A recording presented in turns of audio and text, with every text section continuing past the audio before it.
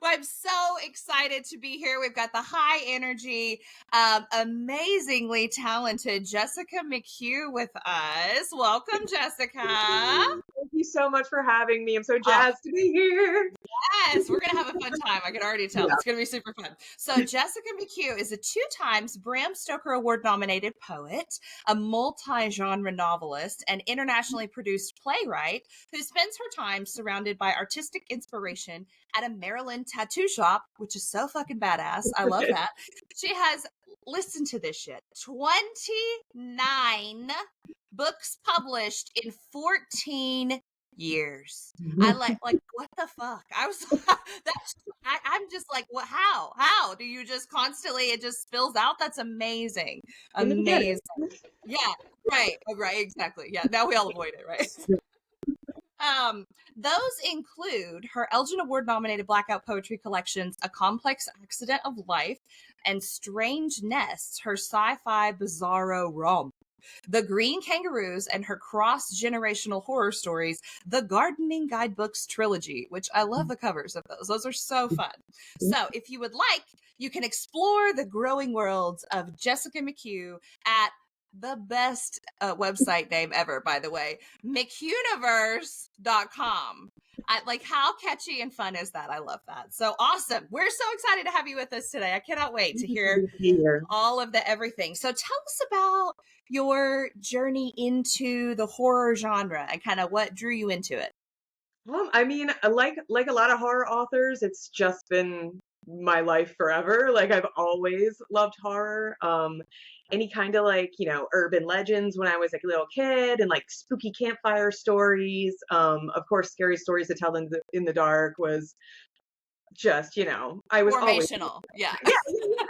I was always reading that. When I was really young, there was like every Saturday there was a horror movie followed by like a kung fu movie and stuff, and I would always watch them. I was terrified, Of course. but I always watched them, and it was so fun. And I still have like diary entries from when I was like elementary school. I'm like, I'm watching The Serpent and the Rainbow, and it's fun. Trauma. Yeah. Oh my God, that's fun. So you started kind of creative writing all the way back in the beginning. What was your first like official foray into publishing? Into publishing, outside of like, school newspapers and stuff like that. Yeah. My first published novel was an Arthurian legend novel called Camelot Lost, and it explored more of Mordred, but also Arthur's forgotten son, Amer. And it had a lot of, I grew up not really liking Guinevere a lot. So one of my main tasks was to write a Guinevere I liked. I love that. And it's very brutal. It definitely has the gross Arthurian legend stuff like incest and all that jam. Yeah. You want to go back and read it? I'm just like, yeesh. But I mean, it's definitely, Arthur is not a good guy.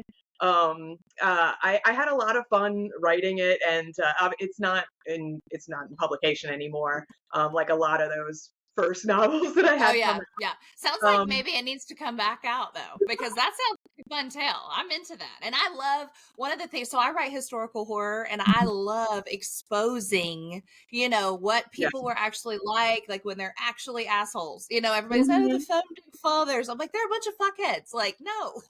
Definitely, it was one of those. I had written several novels at that point. I had written like like a sword and sorcery series that and when I met my husband, I hadn't really tried to be published or anything, and I had written like 4 novels and 2 novellas, and I'm just like, and short stories, and I'm just like kind of chilling, and he's like, "What's going on?" Yeah, like hello.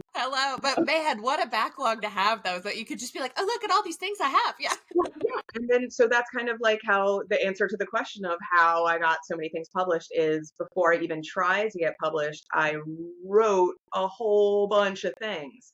I love that. And so I just ended up like revising a lot of stuff. I had told him I always wanted to write like a Arthurian legend book, but I felt like so much had been done before. Like, how was I going to come up with anything new? And then I started doing more and more research. researching the different cycles of Arthurian legend and their similarities and differences, and then also the history that was going on at the time, mixed with the mythology. And I was like, oh my gosh, that's a going crazy. Oh yeah. Hey, that's okay. That's okay. We love a kitty on the pod. That's okay. I was like, what? Is there like a ghost hanging out with you? I can't see them. So. As I'm speaking, I'm manifesting all the characters. Yeah, like the ghosts are, they're like, fuck you, right?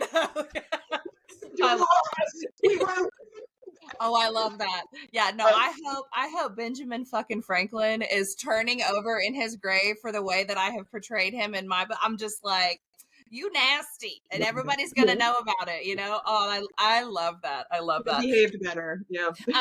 Shouldn't have been so full of yourself. Exactly, all of them. I mean, really, there's like a common thread of pompous. They think they're fantastic, and then they've gone down in history as being this fantastic, wonderful, serene. No. Yeah, this is a trash podcast. We hate on every no. Okay, so how do you feel like your writing has evolved over the years? I've definitely learned a lot about word economy and editing. I certainly was a more purple prose kind of person. Not to say that's still like I still have a little bit of that. You're never gonna take my alliteration away from me. I definitely you can always see that as a through line in my style. But I learned a lot about editing and killing your darlings and all this kind of stuff. Does this serve the story? You know, is that important? You know, asking all these questions, because sometimes it doesn't always have to serve a story. Sometimes something can just be cool for the sake of being cool. Yeah, you know. Yeah. So I think I've just learned a lot about that, and that happened a lot more when I started writing flash fiction. You know, writing flash fiction, writing poetry, blackout poetry, that really teaches you about like the weights and measures of words and how those values change when you rearrange them in a sentence, when they're paired against some kind of double entendre or something like that. So I think that's really how I've evolved. I've learned the mathematics of writing almost. Yes. So which is necessary. Yeah. And I think that you know, obviously you always want an outside editor to look at your work, but yes, being an editor yourself and being able to divorce yourself from your writing, which is, I know, incredibly hard. Very hard. And just kind of looking at it objectively, I think that's an incredibly valuable thing to learn, and definitely something I did not know how to do in the beginning days. I would definitely save things I thought were cool, where I'm like, this is bogging down the story. Yeah. And learning how to pick and choose those things. Definitely. I love that. I want you to know that in preparation for this podcast, I was reading your blackout poetry, A Complex Accident of Life, which, number one, somebody just go ahead and take my writer card from me right now, because I don't know if I forgot about blackout poetry, if I like have been living under a rock, but I opened it up and I was like, this is my new calling. I love this because I love poetry, and I love like Frankenstein. You've done Little Women, which is we're gonna get there. I can't wait to talk about that. But I just saw that and I'm like, this is so cool. But I told one of my critique partners, and she slashes through my shit like fucking Freddy Krueger. Okay, like she tears it up, and she always gets on to me for purple prose, and because I go off on the tangents, you know. And I told her last night, I said, Lisa, it's Lisa Amowitz for everyone that's listening. Go buy her books, whoop whoop. But I said, Lisa, this blackout poetry, every time that you tell me to cut out purple prose now, I'm going to say, no, it's for the future blackout poets. They need these exciting words. It's true. We need those extra words. Right. I was like, I have to leave the descriptions in there. Like, if we had the biggest laugh over it, was so funny. But I just wanted you to know it really, and I felt okay, because some of my other critique partners, we were like, oh my gosh, I forgot about this. Like, now I'm down the rabbit hole of blackout poetry. And that's probably all I'm going to read for the next 2 weeks. Like, so cool. What's funny is, like, if you do like blackout poetry from the same book, like a whole bunch of them, you will start to notice the author's favorite turns of phrase and words, and it's like, oh boy, she really liked buttonhole. Oh, I don't know. That's amazing. So, So tell our listeners who, like me, as of yesterday, apparently, live under, I don't know where. Tell everyone, what is blackout poetry? What is the process of that?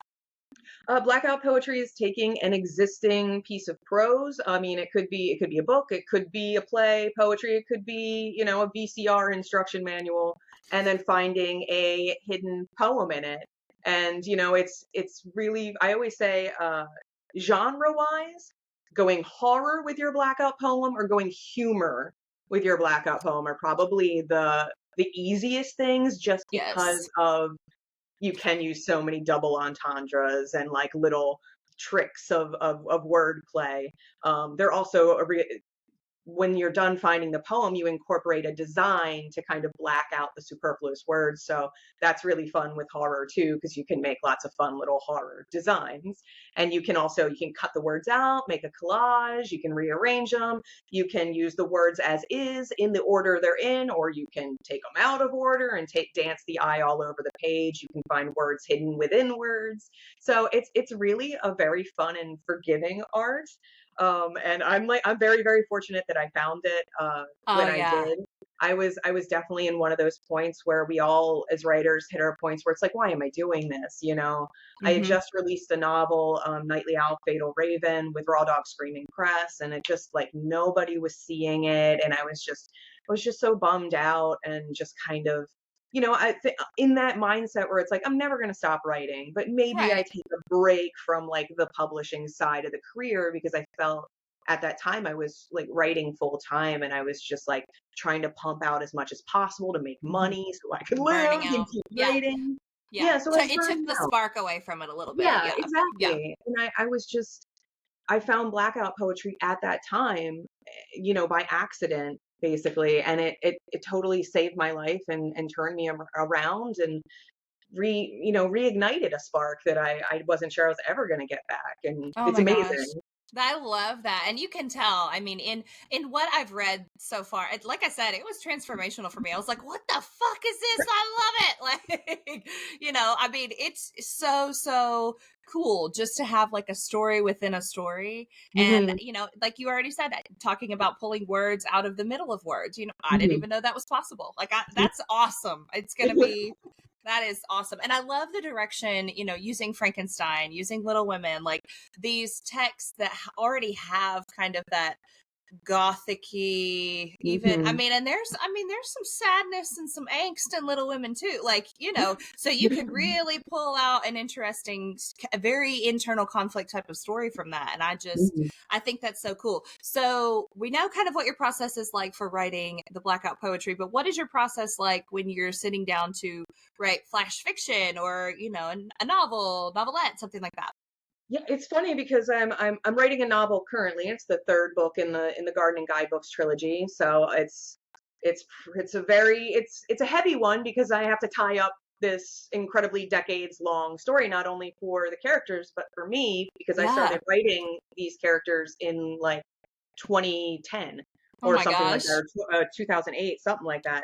Yeah. So it's a lot of pressure, but I was realizing that this novel I'm writing is the first time I've written a novel outside of a NaNoWriMo challenge since 2013. Oh my god. So, like, usually the last millions of novels I've written were all written in about a month, and like I just piled through them, and I almost forgot what it was like to write a novel Yeah. outside of that. Yeah. So it's been a strange process getting back to it, and I've been writing it very out of order, which hasn't been my normal thing for the last several novels, and it's Yeah. been a lot of fun, just kind of rediscovering what my writing style is or what my process is, getting to know the character. And like I said, there's so many characters at this point where I have to tie up loose ends that Yeah. it's almost like I do need to jump around, because once I get hit with, a monologue that just comes out of nowhere, or some kind of Mhm. dialogue, like I need to get it out. Whether Right. it's going to be the final thing or not, well, it probably won't be, but at Yeah. Yeah. least I'm getting to know these characters already. And I definitely like to sit with the characters and get to know them and write a lot of dialogue before I officially begin the novel. So I did that a lot here, making sure that when I'm writing them, I don't have to like flip back and be like, wait, what kind of person are they? What do Yeah, they what like? color is their hair? Yeah. Yeah. Yeah. I mean, I do a lot of times have to go back and add that stuff in because Oh, I'm I do just, too. Yeah. yeah, the I have to. details. I keep a little spreadsheet now where I'm like, okay, Olivia, she has brown hair, blue eyes, and she likes to say shit. Like, like, like here's her colloquialisms that she uses because I always am forgetting them. Yeah. So, yeah, hmm And yeah. it's been interesting in this one because I basically was trying. It takes place in the 80s, and it's a band on tour during a lot of the beginning of the novel, and then the second part of the novel goes into an 80s women's prison. But actually, historically, it was co-ed, so it's going to have both genders in there, which is going to be fun. I don't know Interesting. what that was about. Framingham, what Whatever. was up with that? But Whatever. Yeah, yeah, but that's cool. yeah. So I've been looking forward to getting to the prison, and I just hit it like a couple days ago, and I was like, let's go. Okay, do you know that I just was learning this the other day? So my husband is a nurse at a prison. Okay, Okay. that's his job. That's his job. All right, and I constantly am like, can we have a bring your wife to work day? Like I'm trying to go. I'm trying to go on a field trip, and I'm trying. Like I guess that's horrible of me, but and maybe it's unethical. I don't know, but like I'm fascinated by it Yeah, all. it Okay, is fascinating. yeah, and so I was looking on the website the other day, and we live in Tennessee, so this may be different for other states, I don't know, but they do have tours of prisons that you can go on, like Working prisons, yeah, like or they literally will have like high schoolers can go tour. And I forgot, my mother went with a leadership group and they went and toured the local prison just to see like how it operates and all that shit. So I'm just again. saying, maybe you should book a little tour of a prison somewhere, It's true. The could only be one I've gone to interesting. was but Eastern State Penitentiary, obviously not still um active, but Right. that was a fun one where Yeah. like Al Capone was kept, like, that Yes, was a good yes. one. We have just down the road from us, probably about 20 minutes from my house, we have the Brushy Mountain State Penitentiary where James Earl Ray escaped Oh, from, and it's okay. turned into a moonshine distillery now and like a big venue. Well, Tennessee, come on. And so, Yeah, yeah. yeah. And Yeah. so you have tours, they have haunted tours that you can do at night. Like it's pretty cool. They've really capitalized on that. So I'm glad it They're brought some very things to the community. lucky that the Framingham State Prison where I'm setting this, they have the prisoner handbook from 1982 online. Oh my So it god. has the entire schedule, like, lunch, dinner. It has punitive actions listed out. It has the entire layout. So I'm very fortunate that I have all the research at my fingertips. Yes, a I just have primary to let me, source. yeah, I just have to Yeah. not let it bog me down because I can Yeah. do that. Like, Yeah. get too focused on getting it historically correct that I lose all the passion. And then it turns into like an informational text. You're like, I want to give you a history lesson, damn it. Yeah. I feel Yeah. that. I feel that. I have that same problem. So what would you say are your favorite books and authors that have kind of inspired you along the way? Maybe your writing is similar to them or you just enjoy reading them. Yeah. I mean, these days I will read anything by Max Booth the third. Oh I love god, yeah. him Mhm. so much. His book, The Nightly Disease, is like one of my favorite books of all time. I love it so Mm. much. Growing up, obviously a huge Stephen King person. I started very young with King. I read Carrie and Pet Cemetery in fifth grade, and was forever changed. I love that. I was reading Lord of the Rings. I was in my fantasy phase then. So yeah, I get it. I get it. I loved it. My mom was she loves Robert B. Parker and Mary Higgins Clark, and I didn't get into the Robert B. Parker, but I latched on hard to the Mary Higgins Clark. So I read a lot. Loves music, loves to dance is just, even though it's like, oh, she's more of a mystery. That book is horror, yo. Definitely horror. Yeah, I love books that masquerade and that around like they're not horror, and I'm like, motherfucker, you are horror. You scary. No, Yeah, he is dancing with corpses. yeah, yeah. Like, hello, there are dead people around. Come on, let's be serious. Yeah. I loved, I mean, I loved Anne Rice. Mm-hmm. When I first started writing novels, I was 19 and I was working at a perfume kiosk in a mall, and I was basically like just reading Anne Rice nonstop. I was reading Lord of the Rings and the Silmarillion, and I Yeah. was reading Lovecraft. And so my first like Nice little stories trifecta. Yes. my first stories were horrible knockoffs of those. Oh, Roald Dahl too. I wrote a lot of like Roald Dahl Oh knockoff gosh, stories. that's A lot of amazing. like twists and that were Yeah. just really dumb. But that I was reading all those and just I was like, I want to try it. So like my first fantasy novel, like I invented a language, of course, and Of blah course, blah of blah. course, of Of course. course, you know.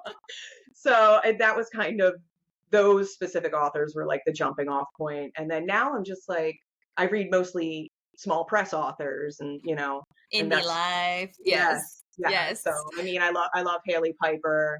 Hmm. I'm Cynthia Paleo is Oh, amazing, when so it good. comes when it comes to everything, but I especially love her poetry and I love Stephanie Wytovich's poetry and I'm reading I feel like three different books right now.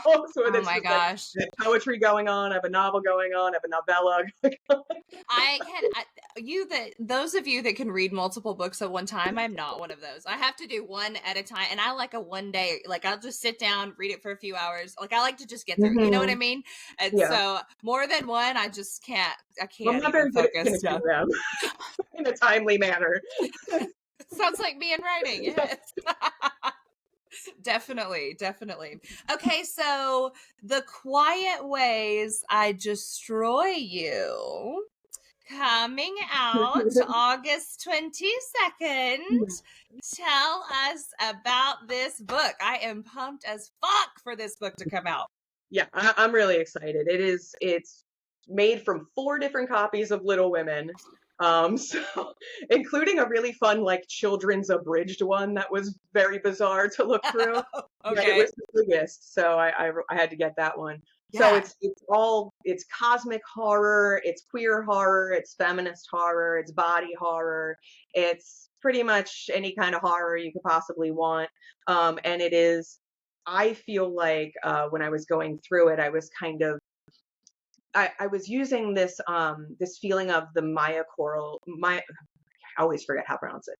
Mycorrhizal fungi, which is a Mm-hmm. fungi in roots that causes them to grow together and form like a root system. And they can send warnings to other trees in the forest if there's something like threatening them, like down the way. So it's kind of like this communication system between trees. That's And amazing. so that's kind of this feeling I was going through while I was writing this collection, writing this a through line story of how we women, especially and female identifying people, we start off very much alone, searching for others that are like us. And then once we find each other, we're able to unite and then become one again, but made of individual individual, people with their own horrible things that are going on, but joys and sorrows and all these Yeah. things that we Different share. roots. Yeah. Yeah, different roots. And at first I was struggling a little bit with what is the fungi? Is it danger? Is it pain? Is it marmy? Is it sisters? What is it? And then I went through it and I'm like, you know what? I think it's Little Women. I think it's the story itself that, we feel, especially people of a certain age, we almost feel like it's already in us as we're Mm-hmm. growing up. It's just part of our DNA. Or as I was saying earlier, it's like the call in which we are formed. This story of different kinds of women, not just the March sisters, not just Marmee, but Hannah and like and all the girls at the party and all everybody, Mm-hmm. all the different women in this story and how they're all united in this similar world. And it just made me feel like wherever you go, there's somebody that can relate to Little Women. They either have a specific character or it's just the story means something to them. Their parent read it to them when they were feeling sick or, something like that. So I Absolutely. really wanted to explore that coming together of women, but in a horror way. Oh no, definitely. Like bonded through our own traumas for Yeah, yeah. sure. Yeah, yeah. No, I love I, that. I don't know. I brought one of the examples of a poem here. Oh, So that this is is one of them. amazing. Yes. A lot of them are on the page, but then I also made larger pieces that have the poems written. So a lot of this collection is going to be photographs that were taken by my friend B. Hill Saunders. And they're these gorgeous photographs. So I'm really excited for people to Oh, see everything. oh my God. That's, and how creatively inspired that is. I'm obsessed with that. So you do the art on the pages, the drawings around Mhm. as well? That's so Yeah, fun. That's so, that's I'm telling amazing you. because I didn't even really when I first started doing blackout poetry, and when you read Complex Accident of Life, it's very much just color and shape. Yeah. And then when you get to Strange Nest, there's a little bit more illustration. And that's because when I started Strange Nest, I was making collages of the existing book that I was using of Secret Garden. And my publisher's like, you can't do that, right? Yeah. And I was like, why Clever. not? And he was like, you can't use someone else's artwork. Yeah. I did reach out to the illustrator of that copy of Secret Garden I was using, Graham Rust, who is a world-renowned illustrator and muralist, and he unfortunately could not grant me the rights. So it Oh was well. very nice of him to get back to me. Yeah, that's, I mean, the fact that he even communicated back is huge. Yeah, Yeah, definitely. it was Definitely. great. But I, So, I created all these pieces, and I basically had to recreate them using my own drawings, which I didn't even know if I could draw or anything like that. So it feels like every collection I've learned a little bit more about creating the artwork, which has been fun. that is so cool. So you touched a little bit on there about permissions. I do wonder Mhm. with like copyright and that sort of thing, using excerpts pages Yeah, from other works that have already been published. How what's that process like? I mean, obviously if something's in the public domain, then it's probably you exactly. don't even have to do Yep. anything, right? And that's what I do. I always, if it's going to be published, it has to be public domain. Yeah. I definitely make blackout poetry from. I'll make blackout poetry from anything, and I will do commissions and I sell those. But I make it very clear you cannot publish this. There's like a little checkbox on my website. You're not gonna do it. Yeah. But I've definitely done small press authors work for them to publish in their own books. So Oh, they have the rights to it. So, which is yeah. always really neat. So, but Yeah. yeah, it's Oh, got to be public domain. And definitely for these three that I do with Apocrypha, I like to stick to kind of the women written classics. oh, definitely, definitely. Some of the just the cornerstones, the foundations, Hmm. really, and a And lot of next our is, literary journey too. yeah, Yeah. next is probably Wuthering Heights. I was gonna ask. Okay, I'm glad to hear that. 'Cause it's like in the the little Yeah, group of all of them. Definitely. Oh, that would be yeah. so cool. I'm excited for that.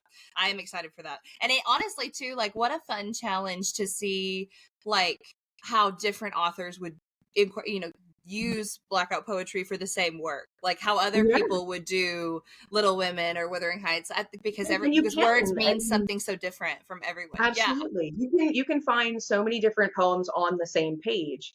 I'm actually going to be coming out with a blackout poetry workbook called Seek and Hide. And I show a couple examples of how you can take the same page. You can start from the top or you can start from the bottom and make a completely different poem. Oh my So God, that's it's fun. amazing. And put me on the pre-order list for that. Like that sounds awesome. I love that. Definitely. That's super, super cool. So what do you feel like was the most challenging part of writing this book in particular, The Quiet Ways That Destroy You? Cat's attacking me. Honestly, I think making 155 pieces. It was, Yeah. and I actually made a lot more than that. Because it's the 155th anniversary of the publication of Little Women this Oh, year. I was like, okay, I'm gonna do something stupid and make 155 poems. I live for shit like that. No, I love that. I think that's great. An homage. Yeah. So I probably made I have about 30 or so that were cut before I ever got to the blackout process. So I made, yeah, almost 200 poems. There were some that were half done that I just took out. And I had to cut a lot just because they were so similar in tone. Mm-hmm. I didn't want a million that were like, I don't want to be a little woman. Yeah. You Society know. sucks. Yeah. Right.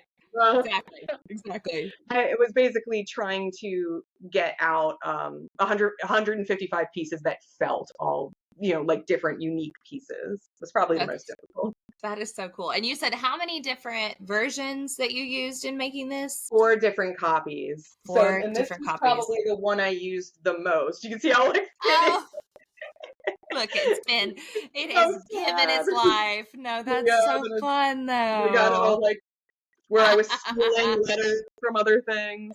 Yes. And this copy was given to me by my friend Kayla, who gave me the copy of Secret Garden that I used for Strange Aw. Nests as well. So her childhood copies, she Oh my given to me for art. gosh. For an artistic purpose. I love that. Yes, absolutely. Okay, so I know, now Little Women is my favorite book. Okay. I read it once a year. I love it. But I also enjoy the film adaptations. Oh, yeah. So I wanted to ask you, now I've seen in researching, there are about 15 different film and theater adaptations of Little Women. And I was wondering, out of all of those, which one is your favorite? It's really tough. Mm-hmm. I'd probably have to go with the 90s Winona Ryder and Christian Bale Yeah. and Samantha Mathis and all the Trini Alvarado and 1994. That's the one.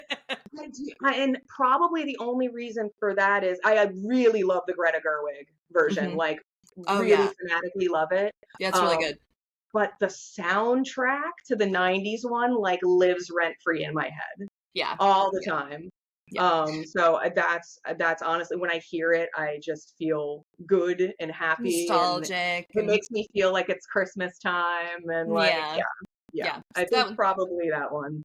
That's my favorite one too. And I wonder if it's like that nostalgic feeling of just watching it when I was little. You know what I mean? Yeah. Like that was the one we grew up with. And so that's the one I love. But this most recent one, I was very impressed. I went in, real questionable, like we all do. We sit there and we're like, is this going to be good? And oh my god, amazing. And so by the end you're like, wait a minute, Yeah. this is a story within a story, and like I really like the take on it. And me too. I mean, honestly, this was one where I was like, okay, Amy doesn't annoy me in the Greta Gerwig one, because she annoys the fuck out of me like in the book.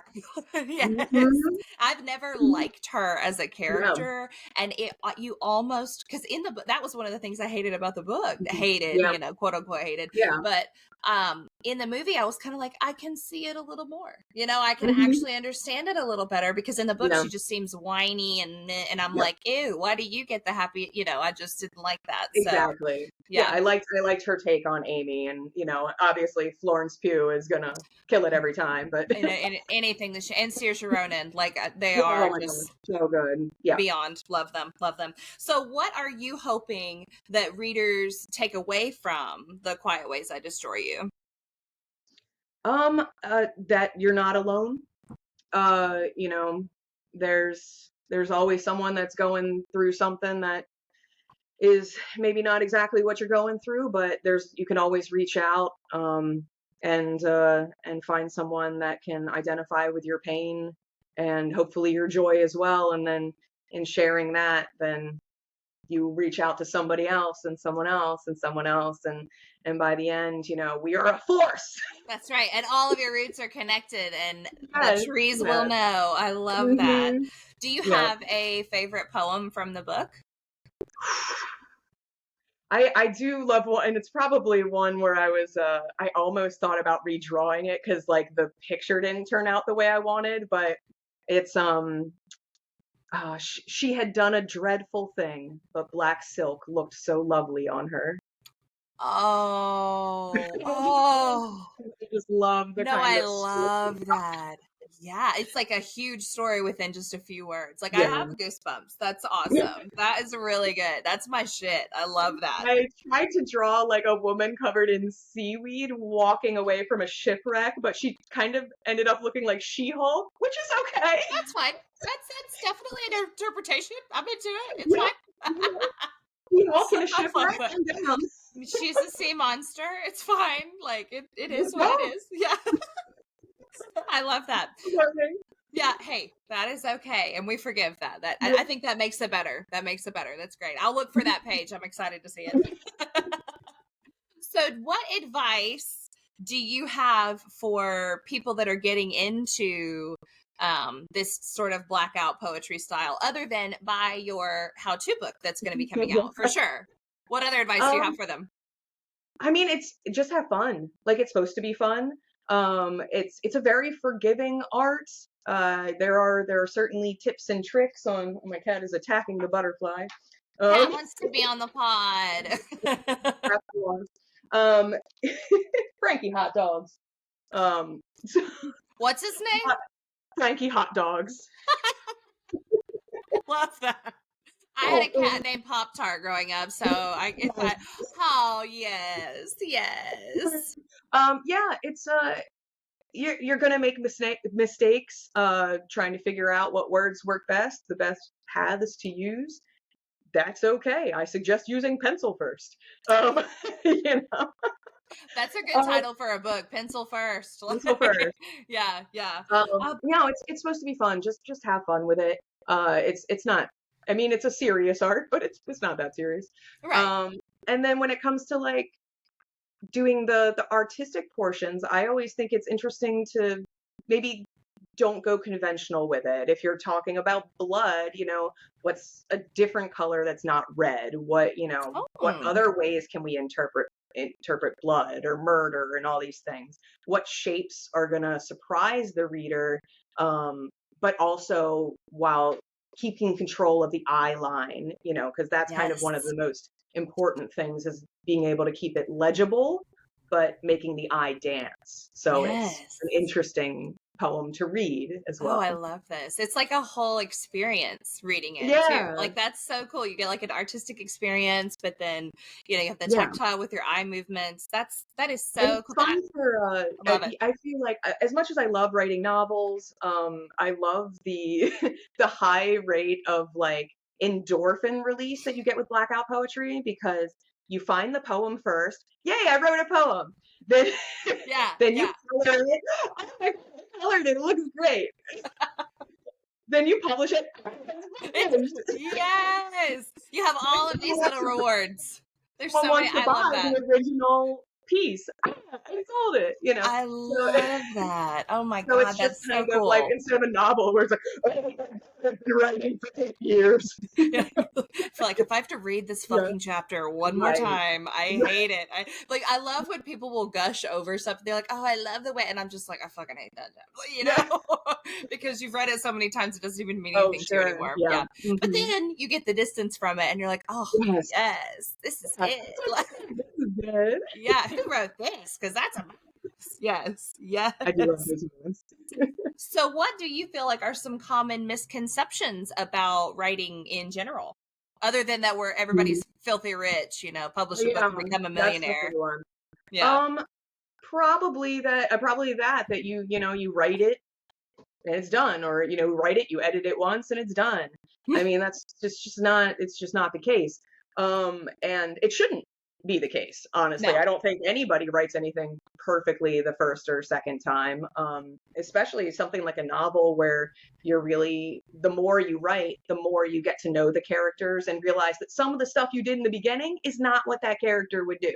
Yeah. So, I mean, it's a living, breathing, organic process, and you really do need to be immersed in it. If you think you can just write a one-off and it's going to be easy, you sell it, and then whatever, it's just...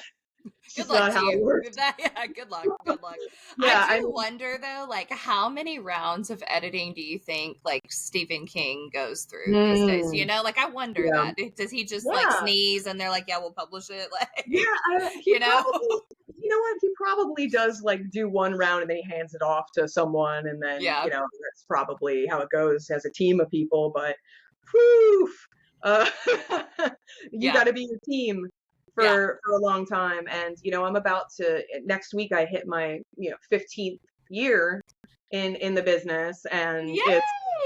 it's been a wild ride. And like I said, I've been when this comes out, it'll be my 30th book. And Wow. but most of those are no longer in publication, so you kind of you get this feeling of like, I have all these books that are just kind of sitting there, and you want to like redo them and get them out there for like a new generation, kind of give them new Yeah. life. But then, gosh, I have to go edit those books again because I wrote them in my 20s, and Mm-hmm. you can't just bleh. Yeah. So I Yeah. mean, it's a lifestyle. No, it definitely is. It absolutely Like, is. anyone who thinks you can just jump in and out, it's not. If you're a writer, you are always writing. It Like always thinking whether about you're it. yep, always get you thinking about your characters, thinking about the next thing. Um, so yeah, get used to being annoying at parties and like being like, Oh, I sorry, I need to know. write this down. No, You yeah, know? like putting it in the notes app on the phone of Yep. like, oh my god, Mhm. that's a book idea. And now I say it a lot. I'll be like, oh my god, that's a book idea. Like I'm like Yeah, that goes in a book. That belongs in a all the book. time. Just collecting it, seeping, soaking it in like a sponge. So Hmm. how do you handle if you have a moment where I don't want to say like writer's block, but if you're just if you're struggling creatively during a writing session, do you stop? Do you turn on music? Do you decide to come back to it later? Like, what do you do? Yeah, if I hit a point where I'm just like nothing is sounding right, I'll just be like, fix this later and move on.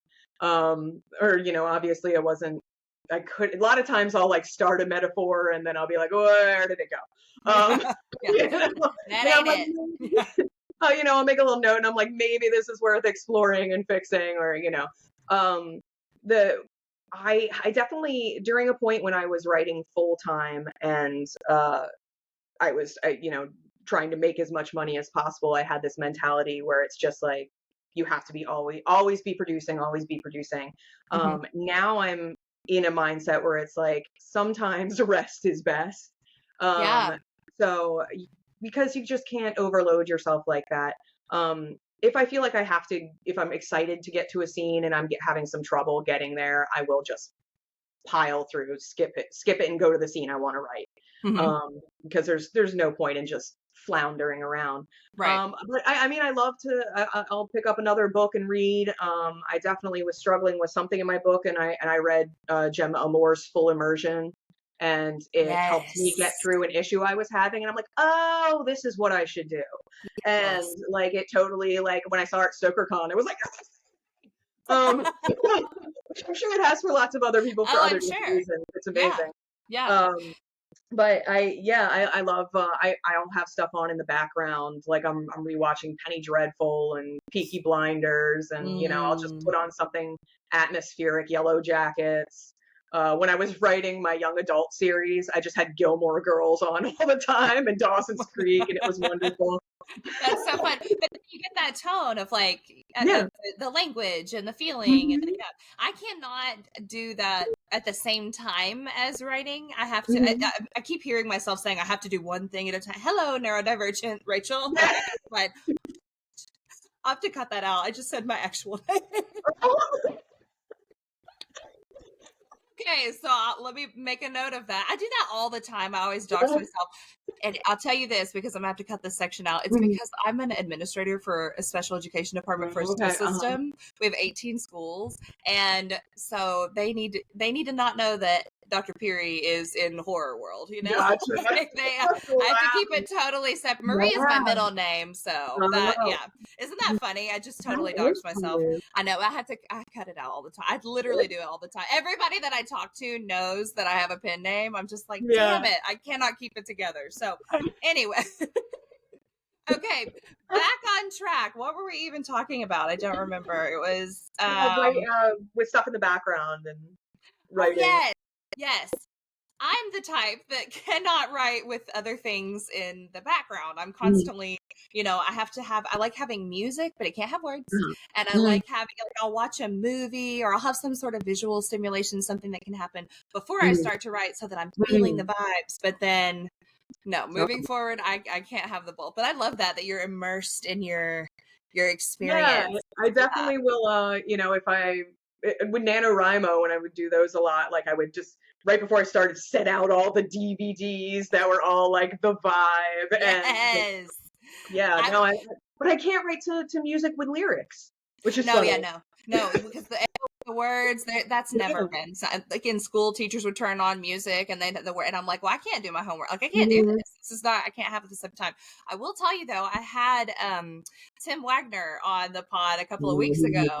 and oh my god, a wealth of knowledge. Holy Oh shit! I was gosh, like, yeah. what the fuck? This is transformational. Like, amazing. Mhm. But we were talking about how virtual reality has become something where people can put on and I have like the Oculus headset, Okay, and what writers will do is put themselves in one of those immersive experience and then they write. Mm. So like I have a friend who will write about the snowy tundra and she'll be sitting in a snow scene, seeing that, but then Oh, writing. Doesn't that sound cool? that does sound cool. Yeah, like That's awesome. immersive. Yeah, like that method acting, but method writing. I mean, Like, that's kind of, I was recently at a tattoo convention and I was just like, I was really tired and we couldn't get into our hotel room yet because my person I was staying with was still tattooing someone for like 10 hours. oh Um, God. so I was just trying to write and it was so loud in there. It was so cacophonous. But then I was like, I'm going to write a concert scene. Oh, Because all I could hear was screaming and noise and like faint music. So I'm like, I'm in the back of a concert, like, and I was yes. kind of like trying to use that. So no, I would love to try that. That's Yeah. amazing. Some sort of method, whatever. The closest I've ever come is going outside in like pitch dark with my Mhm. computer and Oh yeah, writing, like, because I'm afraid of the dark, like going, yeah. I'm afraid of like what's in the dark. Granted, again, I Mhm. live in bumfucking, East Tennessee, the mountains, get eaten by a bear out there or something. And so like, and I have to say, those are some of the creepiest scenes I've ever written because I'm I like bet. legitimately scared Yeah, sitting I would outside in be. the dark. Yeah, yeah. It's fun though. I mean, I was in my backyard. Like nothing was gonna happen in my backyard, Mhm. but full experience, not to put yourself in super danger, but like try riding out in the Yeah. backyard. So very cool. Okay, so how do you think that the horror genre has evolved over the years and what trends do you see emerging? I mean, first of all, I think we're a lot more inclusive and diverse than we used to be. Certainly when I was starting out. Yes, Um, much needed. I would still get because I'm a woman, I was like, "Oh, what do you write?" "Oh, I write horror." And they're like, "What?" Not It doesn't, romance. yeah, it doesn't really happen anymore. Like, I'm sure it does happen to people, but it doesn't really happen much to Not as me much. anymore. Yeah. Yeah. So I definitely I like that, and I like the diversity of stories that we're reading. They seem just way more interesting. When I was coming up, it was, I just felt like every story was about like some dude. Mhm. Um, And his troubles and how it yeah, some affects dude and his him. Yeah. troubles. Yep. And now it's just like, man, they didn't even, we didn't even know what trouble was. No, We started we reading books literally didn't. about Yeah. not dudes. Yeah. But yeah, so I like that a lot. I like any kind of reimagining. I feel like nothing is really off limits anymore. Like, Yeah. I know some people are like, I don't want to read vampires and werewolves and stuff. And it's like, but some people can do some really cool shit with vampires and Yeah. werewolves. Come And I on think now. vampires are having a little moment again. Yeah. And I mean, we I have mean, the impending Nosferatu coming out, and mhm. I'm pumped as hell Yeah. about that. But I think we're having a little bit of I'm hearing more about vampire stuff being released. And I'm like, Yeah. okay, we've gotten over our Twilight trauma. Like we're okay Mhm. now. We can, like, and Yeah. even though everybody that acts like they didn't read fucking Twilight, liars. We all read it. Everybody read it. Come on. I saw I, the first and second movie though, I think. okay, so you're one of the one, but you did consume the movie. So that's I saw with you're in the Venn Rachel. diagram. Yeah, you're in the Venn diagram. And the other day I watched the YouTube scene of the head, the decapitation, because I had never Oh seen yeah. that before. Okay, And I will say that that probably is the favorite moment of that movie for me, because I was sitting in the theater and and I had read the books, and that didn't happen in the books, you know. And so as that's happening, I'm sitting there like, what? And everybody else is like horrified, and I'm like, this is awesome. And then it didn't. And I was shocked. It was cool. It was really cool. people in my shop will talk about Twilight and like parts of the movie, and I'm like, I don't know what they're talking about. So I'll go to like YouTube, and I'm like, Oh, oh my God, it's so funny, because it really, like, this was the biggest punk. Again, it was like a yeah, punk for everybody in the theater. my God, So yeah. so good. But I watched a lot of True Blood though. I'll see. I love True Blood. To this day, I like True Blood. So. I do too. True Blood is good. I bet. Did you also watch The Tudors? Oh yeah. Oh, I figured that. Yeah, I knew. Yeah. Oh yeah. Same. Love The Tudors. Yeah. Yep. I have Henry VIII just popped up in one of the stories that I'm writing right now, and I'm like, oh man, I love that old dirty thing. Like, it's just so interesting, you know? Like, it's just interesting. I'm sorry, you know? Yeah, I definitely would love to play in that area a little bit more. One of my actually my only trunk novel is a historical fiction about Kit Marlowe as a spy. And, Oh. I just put it away because I sent it out once, and I guess some beta readers were like tore me apart historical fiction wise. So I was just like, oh no, that's the big balance that you have to have. Yeah, because you have either the people that don't know, so they don't care if it's correct, or you have the like super obsessed that you, and that's why we spend so much time trying to get the details right, because I know I would be like, he wasn't born until 1775, like, some, you know, I mean, I already know I'd be that asshole. So the main problem they had was, how did he get like a horse across the river? It was so weird. Like, I was like, how did he get a horse? And it was like, he paid for it. And they're like, what? He gave the money. yeah, like that's really not the biggest issue. Like like when people are like marrying, or someone brought this up on Twitter just yesterday, like when Coppola in Dracula had Mina being the reincarnated love and all this shit, and had Van Helsing being this asshole, and I'm like, sweet Van Helsing from the books would never. Like, wouldn't I know? I'm like, I was watching that movie pissed as hell. So that's the stuff you get mad about, when they've like changed the whole character arc, not a horse crossing a river. That's so funny. That's so funny. Oh well. Yeah. So when you're writing, how do you feel like you navigate that balance between like psychological, kind of diving into the psyche of things, but then also like gore and splatter? Because I know some of your works really, they go into the unknown realms for some people. Yeah. I mean, I don't know if I balance it very well. Because I like both a lot. Yeah, that's fine. So I mean, I think a lot of times what I'll do, especially like in the gardening guidebooks, that starts out very much as psychological horror, where you're like, you know, a 13-year-old girl is accused of murder that she may or not have done. She gets, you know, incarcerated in an asylum, and it's like, is she crazy? Is she not? And then by the end of the book, you realize, okay, maybe something more is going on here. We get to the second book, okay, this isn't psychological, this is something else.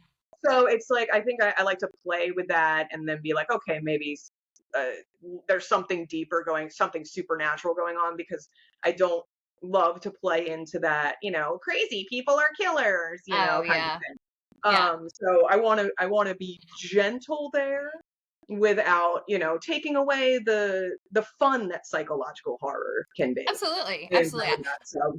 Yeah, I think that's a big thing too, especially now with trying to be respectful, but trying to also, you know, like kind of like with the term crazy or psychotic, you know, and some people are like, you shouldn't use that term. And I'm like, however, I personally have lots of mental health, you know, issues, and I'm highly medicated for all of that, you know, and so I feel totally comfortable referring to myself as crazy, because like it's a crazy life out here, you know, and so I definitely think I like that you're being conscious about that, because you know, the cop out of, oh well, they are, you know, they're mentally whatever, and it's like, that's not an excuse for someone to be bad, like sometimes having those disabilities or having those things can lead to, you know, extreme circumstances or emergency or being in a crisis scenario, but that's not always the root cause. So yeah. No, I Exactly. like that.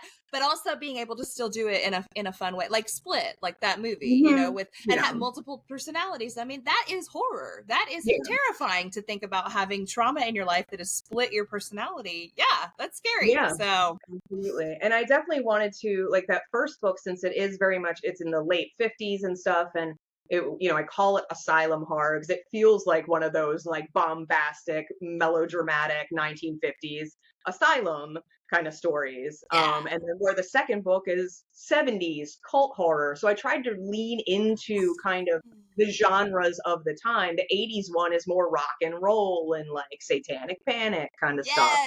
So, I wanted, it's a play on those genres as well. So, and I do feel like I have a little bit of that VC Andrews melodrama in me. So yes, I'm going to lean into it. I am who I am.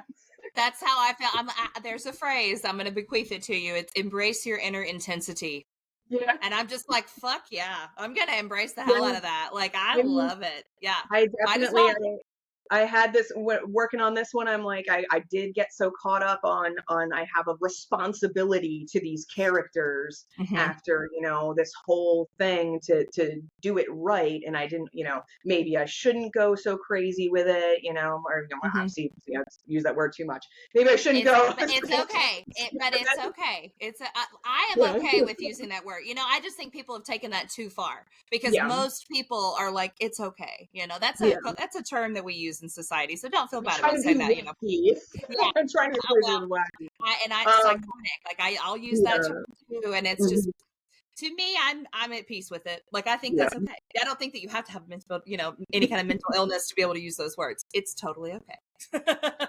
I was trying to keep a leash on it, and then when I went to StokerCon and I was, I wrote up with Haley Piper and we were, talking about stuff and back and forth, because we both have like trilogies where, we've been dealing with these characters for a while, and talking to Gemma Moore as well. And they were just like, just do it.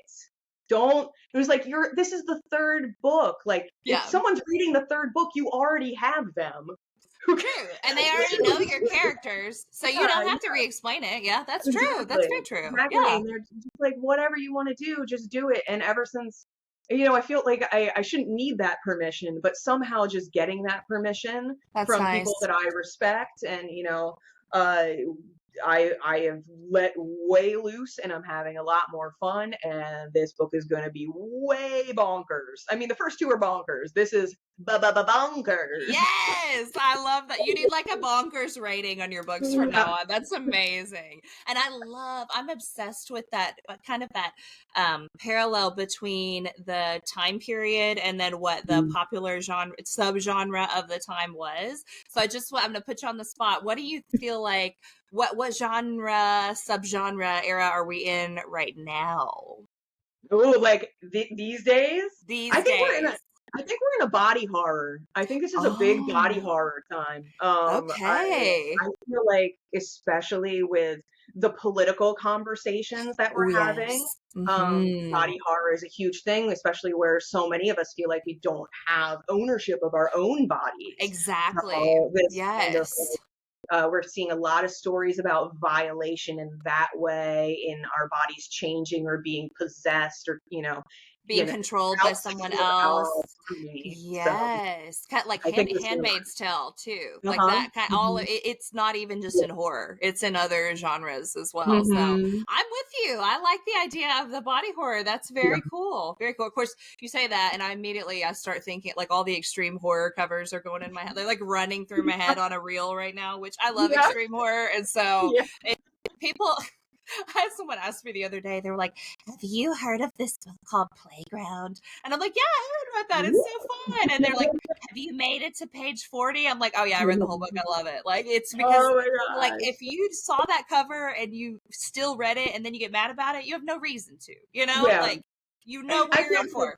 I get that a lot with my erotic horror book, Train Derails in Boston. It's like the Yes. front cover, like Yes. literally, it's right there, and the back. Like you read the back, and it's like you know what you're getting into, and then I get Yeah. reviews where they're like, "There is so much sex in this book." Like, what did you expect? Like, come on, isn't Train Drills in Boston, doesn't that one have a talking dog in it or something? At the I have, beginning, there's a yes, decapitated dog that tells the character to touch herself. Yes. I knew it, yes. Okay, like, even if they get to that and they continue, like, you have asked for it at this point, like, This chapter right, is like you should nope out after yeah, that first yeah, chapter. It like, sets it just, up perfectly. So yeah. I I don't don't know. understand it when people keep going and then they're like, I can't believe, like, Yeah. did you not see the signs? Like, they were there for you. They're pretty clear. They're pretty clear. That's so fun. So how do you, okay, speaking of train, I'm glad you brought that up, Train Girls in Boston. How do you approach creating effective and totally unexpected plot points, plot twists in your book? Because, like, where the fuck do you come up with a decapitated dog? Like, that's hilarious. I live for that shit. Like, where does it come from? Honestly, that specific scene, I was driving down the street and there was I was at a stoplight and there was a car next to me and there were two children in the car and there was a sunroof and the dog like popped its head out and I just in my mind like closed the sunroof, and I was just like that would be like horrifying. I was like, what just Yeah, a Hereditary moment over here. Like, oh my God. And I was just that my imagination went to that place and I was like, okay, Yeah. now I have to put this in a book. Oh yeah, for sure. So, That's like some of that Call of the Void shit, where yeah, where you are just driving down the road and you're like, what would happen if I drove off the bridge? Like, that shit is yeah, fucked up, yeah, but yeah. it makes for good book writing. And I have to say, speaking of, psychological and whatever, when I learned that other people have that Call of the Void, I was like, oh, I'm Yeah. not messed up. I'm okay. Mhm. I But think everybody does. Yeah. yes. And it makes for good writing. It really does. Yeah, and I mean honestly that's what I love to just disappear into a character and scare myself and be like, man, if the character is thinking that, does that mean I kind of deep down think it? And then it's just like, and then Right. but that's when you feel that way and you're putting that into a character, like I feel like that's what makes it really real. Right. If you can go to bed at night and be like, am I a bad person? Am I okay? Yes. Yeah. Well, and I think too, there's such a huge distinction between authors and the characters that they write. Yeah. I mean, that's not, again, to say that there's a license to just be an asshole and like have hate speech and shit. Like, we don't want to do that. But like, I think about like the murderous serial killer type characters that I write. I'm like, I'm not trying to kill anybody. Like, so we definitely, I think readers have to always keep that in mind, that like we are not our characters and we don't co-sign on what they're doing. Like, they're the bad guy, so it is. It's you're putting like little flickers of like ideas and like maybe something in passing that you thought about and then expanding on it, magnifying it. Yeah. And then, putting that into the character. I mean, a lot of my characters have addiction issues because I had addiction in my family and my brother passed away. And so like it's all, and it's in me somewhat too. So it's, I take that little thing and I magnify it and, it becomes extremely painful for me to write about, but that's the good stuff. Yeah. And also probably cathartic in a way too, because you can control that narrative and you can like have absolutely. And I love that. I mean, so both sides of it, which I find I think addiction is a very interesting thing to explore in horror because of all the different sides and facets and different, darkness that's hidden inside it. Absolutely. Well, and even the ability to explore addiction to not just like substances, but I think about, in like Gothic writing, because obviously we both like the Gothic stuff. A Gothic convention is that obsessive, like having an obsession with a person or a place or an experience or a traumatic event. Yeah. And so it's like, that's a form of addiction too, and so I just think playing with those types of things in writing it's so interesting. There's just so Yeah, many different avenues that absolutely. you can go with that. So that's really cool. That's very interesting. That I was going to ask if you had any other real life experiences or influences that have kind of snuck into your writing. Um, yeah, I mean, that addiction one is definitely a huge one.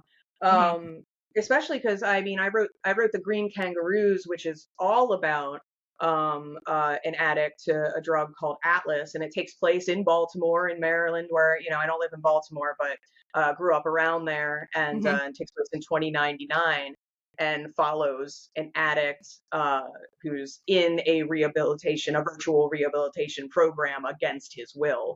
Oh, damn. So you explore, and he doesn't want to get well. He doesn't want to get clean. He likes being an Yeah. addict. It's So gross and it's terrible, and he's literally selling pieces of his body to get drugs. But he likes it. And then you have a family that very much is trying to play the savior, right. and so you have kind of his addiction and then their addiction to trying to help him.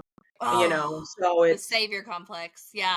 yeah. So it's very much a back and forth. And when my brother, when I wrote that, he was sober at the time, and I'd asked him his permission and all this kind of stuff. It's not him, but Right. obviously there's a Well, lot of inspired by. yeah, Yeah.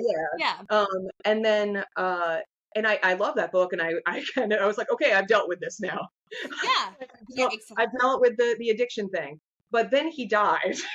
oh, And yeah. then it was like, and then I started Strange Nests in the month after he passed away, and that whole Blackout poetry collection is about addiction and kind of the transformative nature of grief.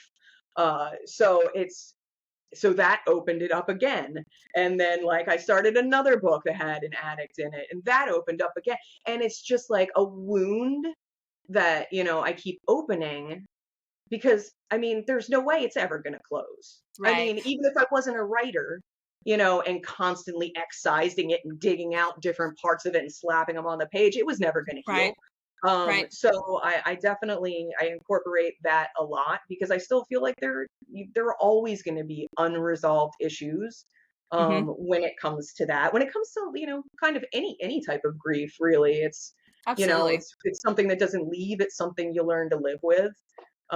So that's definitely always going to be in my work. I think I that's definitely I have a fascinating. lot of family drama stuff I put I I put in feel my that. work. I Yeah. feel that. As on the topic of grief, which of course is so heavily explored in Mhm. horror, there is a book that I think you would enjoy reading because it really, like, that's one of the cornerstone kind of plot points of the entire book is just processing grief and but living in parallel with grief and being okay with grief and the grief of a Mhm. partner. And it is by L.V. Russell, and it's called The Quiet Stillness of Empty Houses, and it just came out Ooh, from I think you would really like it. Like it's that that's a good title. gothic-y vibe. There's some paranormal shit, but it's heavy on the living with grief thing, and I Awesome. think you would find it interesting. Yeah, Yeah, like thank you for the it's recommendation. yeah. So it Sounds came good. from Quill and Crow Publishing House Oh, I love by them. yes. So Yeah. LV Russell, Quiet Stillness of Empty Awesome. Houses. I Definitely would go check check it that one out. out. Yeah. Yeah. I actually had LV I had Lydia on the pod a few weeks ago. Her episode hasn't come out yet, but it's a good Yeah. one. So yeah, Awesome. you have to listen to the pod and then go read the Yeah. book because it is fantastic. So Awesome. yeah. Okay. So before we get into our lightning round, Boy. can you tell us about any other exciting upcoming collaborations? We know you have your book coming out August the 22nd. What else? What can we keep an eye out for? What appearances are you Yeah. going to have? Like what's going on in the future? Yeah, sure. I'm gonna be at Halloween Hangover 2 at the Libby Place Barnes and Noble with a bunch of my inky cohorts. I'm really excited about that Fun. in November. Yeah, that's gonna be really rad. Let's see. Next year I'm gonna go to AuthorCon, first AuthorCon, so I'm really excited about I'll be that. there too. Oh, Yay. awesome! That's going to be fun. That's great. And yeah, I got coming out soon. I have a sonnet in Shakespeare Unleashed from Oh, Monstrous Books, and also from Black Spot Books. I'm a featured poet in Under Her Eye, Oh, the me new too. poetry collection. Yeah, yeah. Awesome. Yeah. Buddies. And Yeah, that one, I think that one comes out November. Is that correct? I believe so. I believe so. Awesome. So yeah, and I Awesome. got a couple more things coming out that I'm not sure. Oh, I have a blackout poem coming out in the 100th anniversary of Weird Tales, which is That's crazy. cool. That's Wacky. awesome. Yeah, Yeah, very, congratulations. very That's super excited. cool. Yeah, I got to make a blackout poem from H.P. Lovecraft, so that Okay, felt cosmic very fun. vibes. Yeah, I did Yeah. make one that kind of took digs at Lovecraft, and I was hoping they were gonna That's use that one, but they did not. that's my shit. That's like the beginning of the pot. We just shit on them because they're Yeah, bad people. Like, yes. Like we can appreciate the writing, absolutely, but we'll shit on you as a person for yeah. sure. I love that. That's amazing. So, okay, are you ready for the infamous lightning round? I'm ready. Okay, here we go. So, first one that comes to your mind: ghosts or demons? Which one do you prefer? Ghosts. Okay. Almost everybody says ghosts, and I'm like, No. everybody. It's We're I all feel kind of. like a more interesting area to explore. Yeah, demons are kind of scary. Like Yeah. I'm not trying to be a bit. Yeah. I can go up against a ghost for sure. Okay, psychological horror or supernatural horror? Psychological. Oh, I'm surprised. I'm actually surprised. Yeah. Okay. Okay. Short stories or novels? God, that's tough. I'm gonna say novels because I like to hang out with characters for a while, and Okay. I like to Okay. live in the world. But Okay. I'm gonna get through a short story collection much faster. Right. No, exactly. They're faster to write, but Yeah. okay. Novels or blackout poetry? Blackout poetry. I knew it. Later. I knew it. That's okay because blackout. That's so fucking cool. Like it's fun. I'm telling you, when I write a blackout poetry collection, I'm gonna put you in the acknowledgments because I would never have refound it without you. Like I just super, super fucking cool. Okay. Stephen King or Mary Shelley? These are hard hitting questions. I like Mary Shelley as like a vibe, and I like her whole jam, but I definitely have read more Stephen King. So I'm gonna go with Stephen King. Okay, that's. She's like, don't do any of my books ever again. Okay, yeah.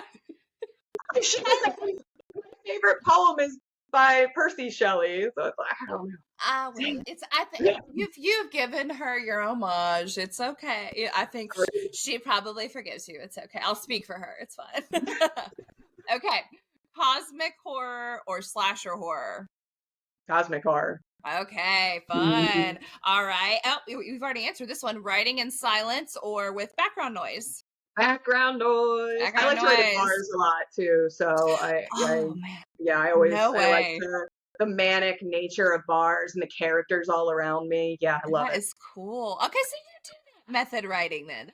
Yeah. I feel like you're getting that vibe of I'm such a people watcher that I have to just like, and then I want to talk to them too, and it's no, yeah, there's no writing. That happens to me a little bit where I used to just sit at tables and write by myself and like get the environment, but now I do kind of like to sit at the bar and talk to the bartender a little bit and like get the energy and all that. So that's almost like an anthropological study too, you know. It's like, I mean, isn't it though? Like it's like studying people. Yeah, and music, which is fun. Yes, I love that.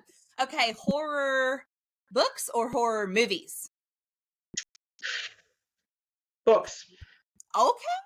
And I can understand why that one's tough because and for me it's the music that tips it in the movie direction because I like that getting I don't know. I mean, I like that's a hard one. I don't even know what my answer would be. It's hard for me to find like a horror movie I really, really love these, except for like the Ari Aster. I really like Hereditary and all those. Yes. But I don't know. There's something about a book, man. I know. And you can reread it. You can like Yeah, keep it, you know what I mean? exactly. Yeah. And Yeah. I like that where it's like, oh my God, what the fuck? And then I can just reread it again. I don't even want to admit how many times I read the page of with the bolt cutters from Oh, from oh my Gabino's. That book God. fucked me all Yes. up. Like, and you talk about reading a diverse, but from a diverse experience. And again, this is Oh, the yeah. podcast that just pretty much I just glow all over. The Mhm. Devil Takes You Home. Listeners, if you haven't read it yet, please go read it because like I have no background with the immigrant experience at all. And that was so eye-opening to me. Mhm. Like, That fuck, one such a good book. was he Zero Saints? Was that his other one? I don't What know was if the I've first one? That was just a lot of it was like bilingual too, and it was yes. just so amazing. Yeah. Yes, Zero Saints. And I think Yeah. that's so cool because I don't speak any Spanish whatsoever, Mhm. and so that I loved that experience of not Yeah. understanding, It's like that wonderful. just, oh, it's so good. So Yeah. fucking good. Okay. Vampires or werewolves? Werewolves have grown on me, but Okay. I'm gonna say vampires. Did you see my heart leap out of my chest? They It's like, have grown on me, but no. vampires. I Physical all reaction. the wolf stuff, but I'm coming over to the werewolf side, but it's got to be vampires. I'm dying at the visceral reaction that I had right then. Everyone go make sure you watch the video on YouTube because I like came out of my, not that there's wrong answers Yeah. on the lightning round, but like I'm always inserting my opinion anyway. So, oh my God, I that's read a so fun funny. werewolf story that was about like menstrual synchronicity and like the moon in this werewolf pack, and it was like it was really fun, and I was like, okay, maybe there's more to explore here. So I love that. it's And in I the actually, Tales from the Crust, that pizza anthology. which is super fun. I Fun anthology. Oh God, I cannot remember which panel it was at StokerCon, and they started talking about werewolves and werewomen and how there needs to be like a different name for it. And I'm going to pitch this to you. What do you think? Like, I think I've come up with one, and I think it's a good one. So we're going to start it, making a thing. Wolfstress, Oh, I like a love it. like a mistress, right? But a wolf. Like, Yeah, isn't that a I like vibe? it. I like it. I think I'm What going to make it a about thing. a lupinista? Oh, I'm into that. I'm into that. That's fine. Lupanistra Wolfstress. Like, just have a whole. That's a character. Hello, I'm lupinista Wolfstress. Lupanistra Wolfstress. Somebody That does. that's amazing. Yes, that is amazing. I love that. Okay. All right. Writing at night or writing during the day? Night. They're for sure. Always night. Yes. Yes. Late at night for sure. Yes. Haunted houses, haunted forests.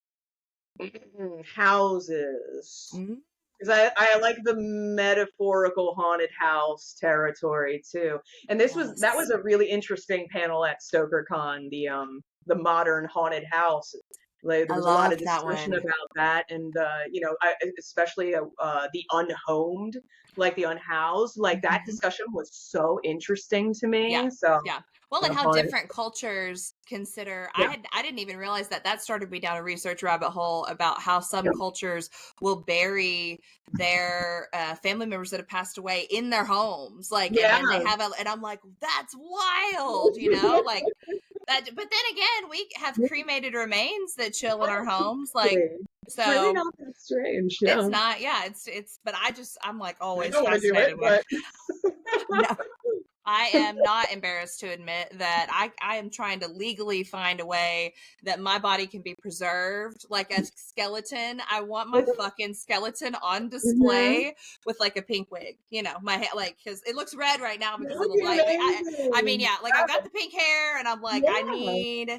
I just need, and then my family is like, who the fuck do you think Yeah. wants to have your? And I'm like, somebody, maybe my son, Somebody will. somebody will. Somebody It will. belongs in a museum, like. Yeah. Exactly. Like, I know. Yeah. So, just cremate the rest of me and then bury that next to my husband. And, we want to have our remains with trees and Oh, far enough apart so that somebody can sling an Eno up in between and like hang out with us. How morbid is that? so cute. We put a lot of thought into it. Yeah, So, as you should. that's right. That's exactly right. Okay. Lovecraftian horror or Gothic horror? Gothic. That definitely. Zombies or aliens? Oof. That's tough. Yeah. That's Aliens? like a contextual one. Yeah. I guess.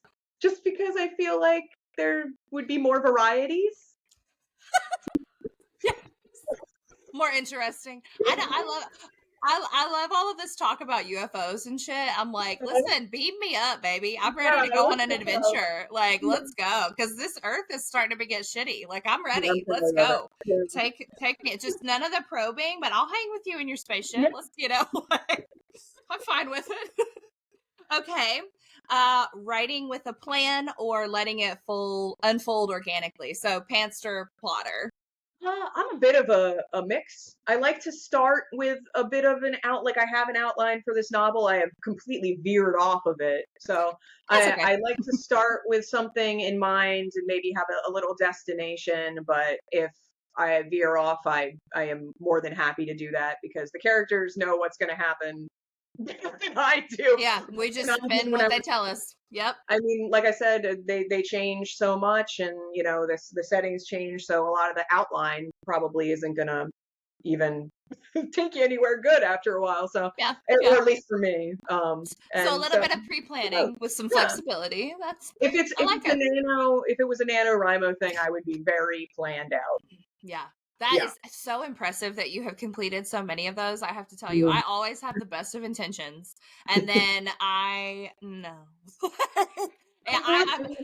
a 3-monther. I can write a book in 3 months and that's it. Like that's where I'm at, I definitely got a little like obsessed with doing the nano books that way because I was just like, I like to just get it out.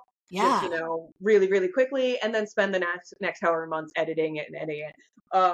This one, and then I'm like, I don't know, it's way more fun this way. Like just going all over the place and putting it together later. So I'm in a renaissance period. I love that. That's amazing.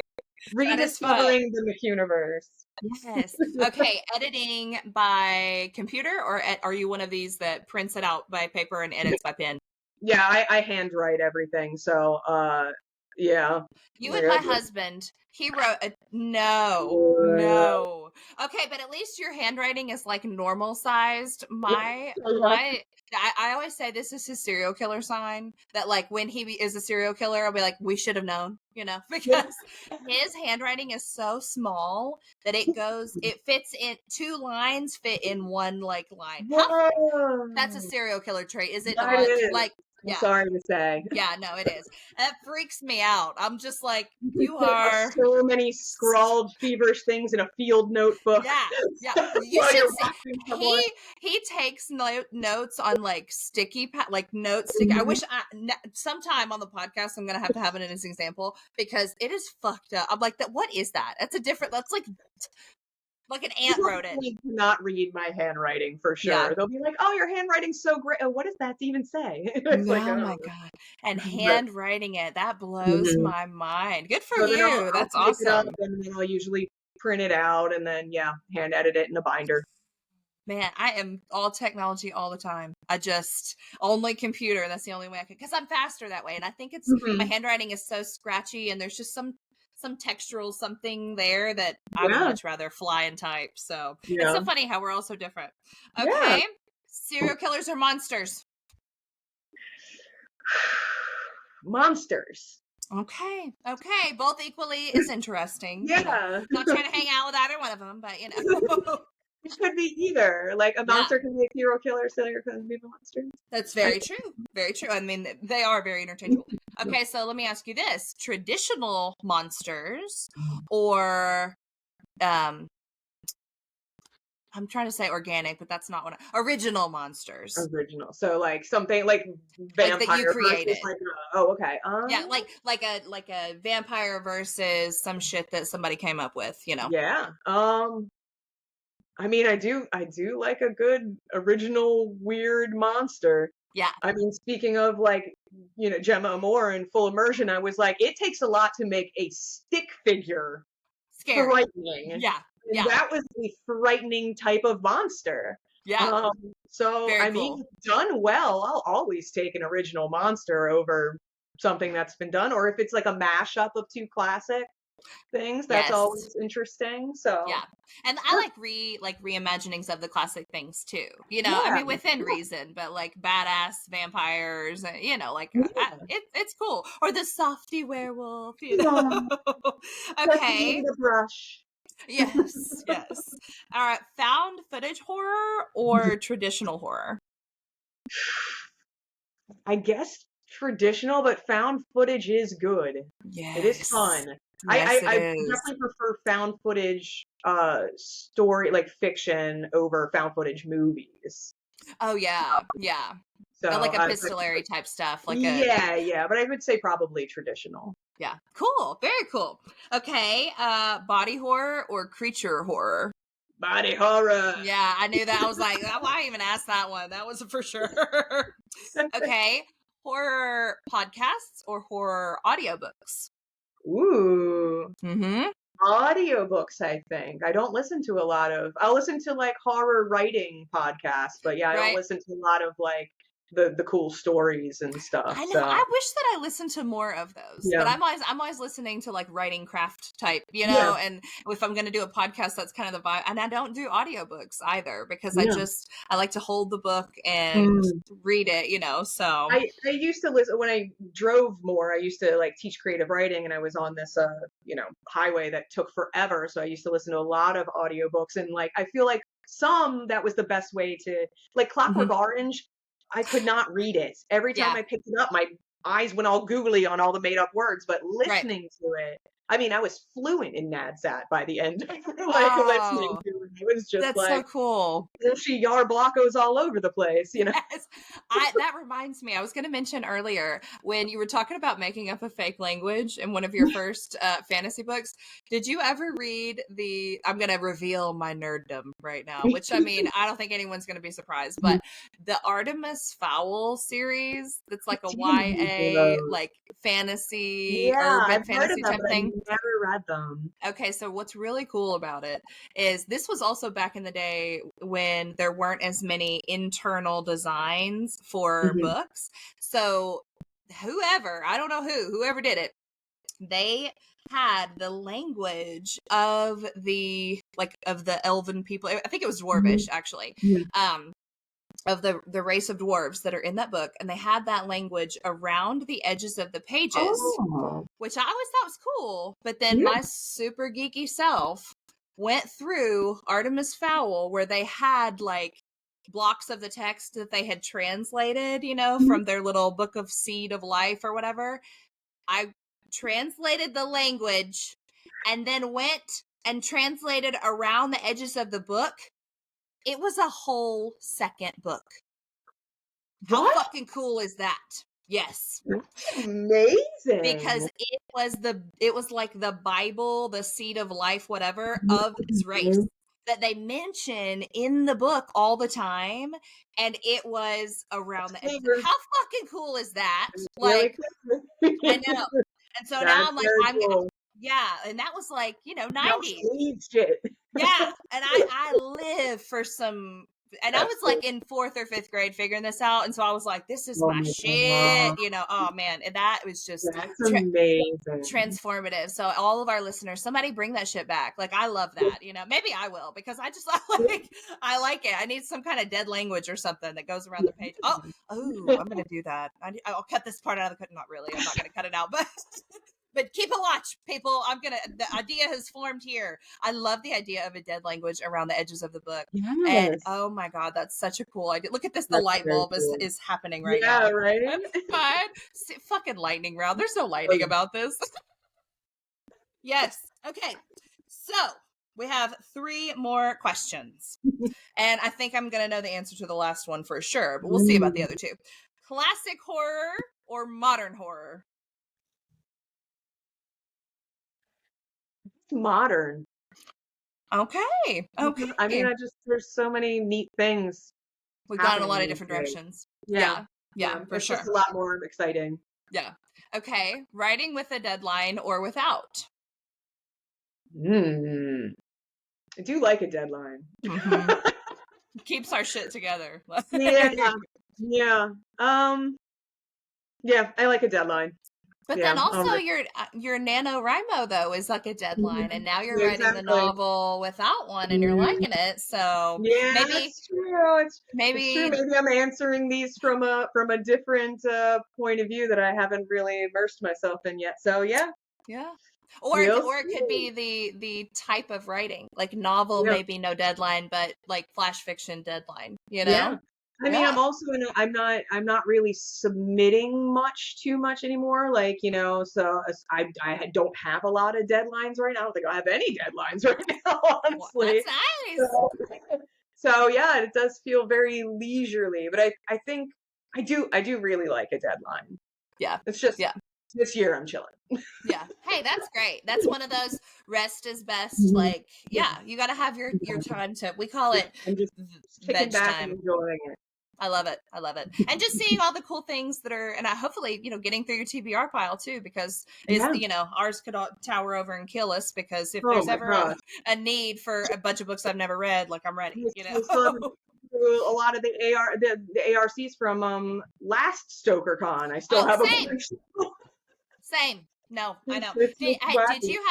Did you get one of the arcs of my little funny illustrated book at Yes. Such a mess. That was so great. I was just over here cackling, reading it. And that started out as such a just a little joke thing in between writing novels, and I'm like, this is so funny. I have to do a whole series. This is just funny. So that was a lot of fun. I'm so glad you liked it. Good. I'm glad you got one of the arcs too. Yeah. Well, S is for serial killers is the next one. Oh, and nice. Then after that, I think you'll love. I'm doing C is for cannibalism, but it's gonna be a cookbook. Perfect. I know, I love that fucked up, it's just it's a lot. There were so many torture devices I did not know about. It's always a history lesson. Everybody goes into my books and prepare, illustrated or novels, you're gonna learn some shit. I love it. Yes. Well, I'm so glad you liked it. That's so good. I'm glad. That's awesome. Okay, last question of the lightning round, and I'm pretty sure I know the answer, but let's see.